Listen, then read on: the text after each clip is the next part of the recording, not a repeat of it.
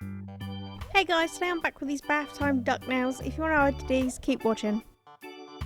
So I started off with stamping this duck from my Moyu London Princess 04 plate in black. Then leaving it on the stamper, I just used a light orange for his beak and then filled in the body with a bright yellow. There, guess what it looks like. And then I just painted all of my nails with this lovely blue polish.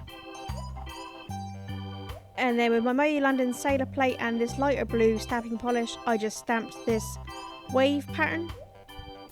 And I stamped that on all of my nails. And then I just cleaned up around my cuticles.